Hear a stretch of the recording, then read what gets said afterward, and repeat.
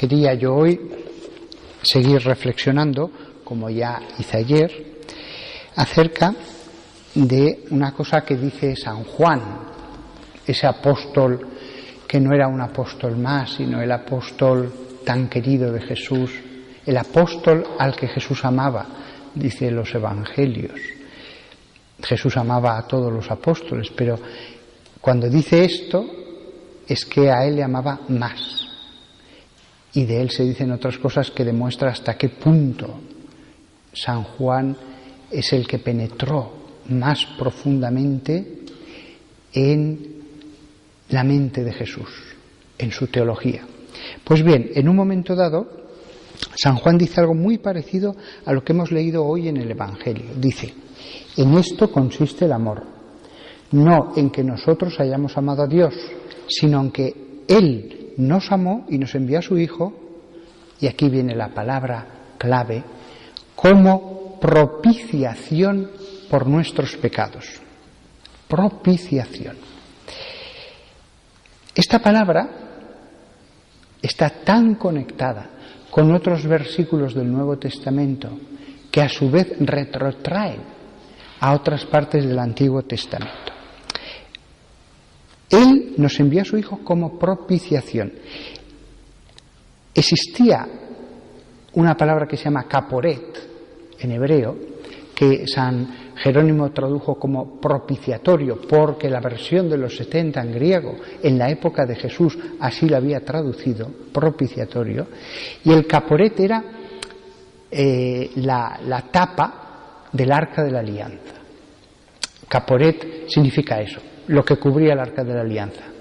Viene del verbo cubrir, pero claro, como significa cubrir, también ese verbo significa perdonar. De ahí que San Jerónimo después lo tradujera por propiciatorio. Y no lo hizo por capricho, porque a su vez, en la carta a los hebreos, San Pablo, al hablar de eso, de la tapa, dirá que era el hilasterion, que era el sacrificio de propiciación. Entonces, cuando dice que el Padre ha enviado al Hijo como propiciación, eso está en relación muy directa con lo que cubría el arca de la alianza. Y qué casualidad que esa tapa, ese propiciatorio, era una vez al año. El sumo sacerdote entraba en el Sancta Sanctorum, porque el sumo sacerdote solo entraba una vez al año, al principio, en el Sancta Sanctorum.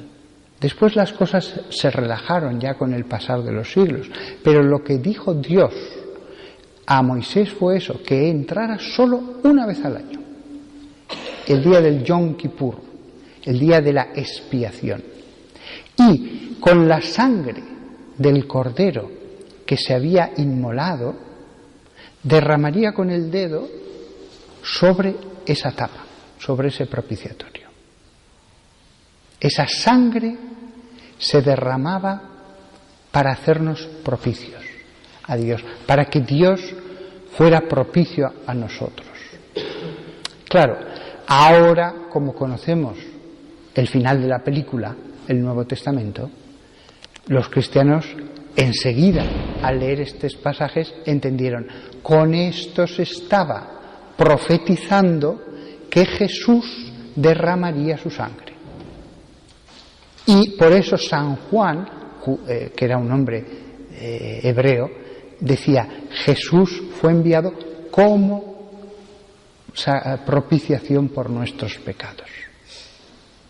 El sumo sacerdote, cada año, desde la época en que salieron de Egipto, estaba derramando esa sangre, sin él saberlo, como profecía de que Jesús iba a derramar su sangre para hacernos propicios. No solo eso, sino que ese día, y esto también solo se hacía una vez al año, aparece en el Antiguo Testamento, se traían 2 corderos y se echaban suertes. Un cordero se sacrificaba en el altar de los holocaustos, se recogía la sangre y hacía esto que acabo de decir. Y el otro cordero sobre el que tocaba la mala suerte era enviado al desierto, se llamaba la suerte de Azazel. Azazel era el modo en que se referían a un demonio o quizás al diablo, y se llevaba allí para que muriera solo, abandonado en el desierto, como expiación de los pecados del pueblo de Israel. Jesucristo, por lo tanto, Él simboliza las dos cosas. El que se inmola en el desierto, en los sufrimientos por los pecados del pueblo, y al mismo tiempo el Cordero Santo, cuya sangre va a entrar en el Sancta Sanctorum para purificarnos, para ser derramado en la presencia de Yahvé para purificarnos. Yom Kippur, el día de la expiación, el día en que nosotros somos hechos propicios. Pero además, por si esto pareciera que es una cosa un poco retorcida, en la carta a los Hebreos, San Pablo lo dice. San Pablo, en esa carta complicada, densa, que un cristiano normal y corriente lo lee y no va a entender nada, pero un judío que conocía muy bien el Antiguo Testamento lo entendía todo, allí San Pablo lo dice. Solo os leo un pequeño pasaje, porque realmente la carta una y otra vez va a reflexionar sobre este tema. Pero cuando el Mesías apareció como sumo sacerdote de los bienes futuros, a través de un mayor y más perfecto tabernáculo, no hecho con manos, es decir, no de esta creación, ni por medio de la sangre de machos cabríos, sino por medio de su propia sangre, entró al lugar santísimo una vez para siempre, habiendo obtenido redención eterna. Y sigue reflexionando más y más y más sobre esto que acabo de decir. Lo que dice San Pablo es, lo mismo que se inmolaba ese cordero, y el sumo sacerdote entraba en el Sancta Sanctorum, la parte más profunda del templo, con esa sangre, para derramarla por la expiación, Jesús entró en los cielos con su propia sangre derramada para expiación, no ya del pueblo judío, sino de todo el mundo, de toda la humanidad, de todas las épocas. Esto es el resumen, porque San Pablo en la carta a los Hebreos lo va a explicar una y otra vez con todo detalle, entrando en todos los simbolismos, Esto es una cosa admirable. Yo recuerdo cuando era seminarista y leí por primera vez y por segunda vez y por cuarta vez la carta a los Hebreos, no entendí nada. Todo era tan complicado, me remitía a un mundo teológico del que no sabía nada. Después, con los años, conociendo más el Levítico, conociendo más el Éxodo, fue al conocer más el Antiguo Testamento cuando pude profundizar más en el Nuevo Testamento. Conclusión de todo lo que hemos dicho hasta ahora. La misa. O sea, esto lo que nos hace entender más y mejor es la misa. El sacerdote, cualquier pobre sacerdote, por humilde que sea,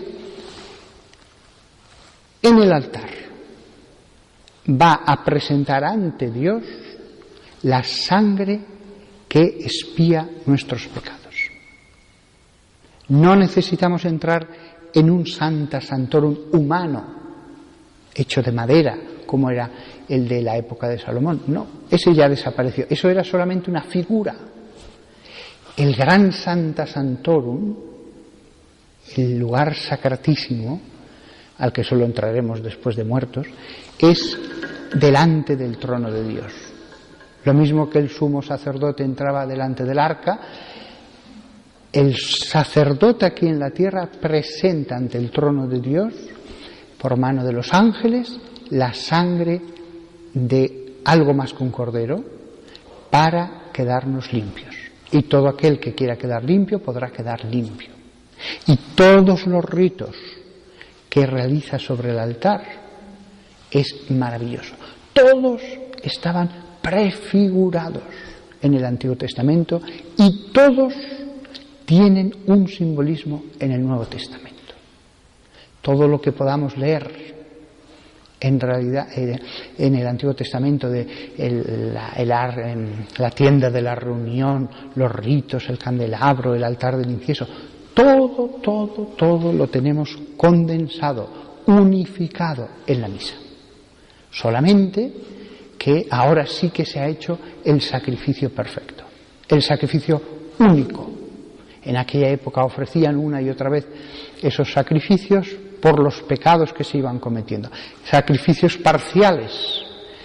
En la cruz todo ha quedado perdonado. Si nosotros dejamos que se derrame sobre nosotros esa sangre expiadora. Nada más que todos nosotros profundicemos en lo que significa la expiación. Que todos nosotros entendamos lo que es para los judíos el Yom Kippur, el día de la expiación, el día en que se hacían todas esas cosas sobre el monte Sión, para que entendamos nosotros la gran cosa que estaba ya profetizada y por lo tanto podamos volver a esta fuente una y otra vez, cada vez con más conocimiento, con la luz del conocimiento que nos dan las Escrituras.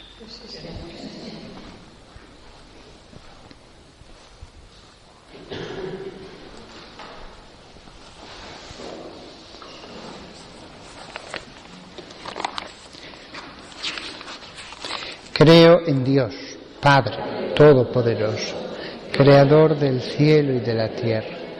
Creo en Jesucristo, su único Hijo, nuestro Señor, que fue concebido por obra y gracia del Espíritu Santo, nació de Santa María Virgen, padeció bajo el poder de Poncio Pilato, fue crucificado, muerto y sepultado, descendió a los infiernos, al tercer día resucitó de entre los muertos, subió a los cielos y está sentado a la derecha de Dios Padre Todopoderoso.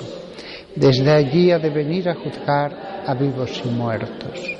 Creo en el Espíritu Santo, la Santa Iglesia Católica, la comunión de los santos, el perdón de los pecados, la resurrección de la carne y la vida eterna. Amén. Oremos con la confianza puesta en Cristo, que nos asegura: lo que pidáis al Padre en mi nombre, os lo dará. Por la Iglesia Santa de Dios, para que se deje conducir por el Espíritu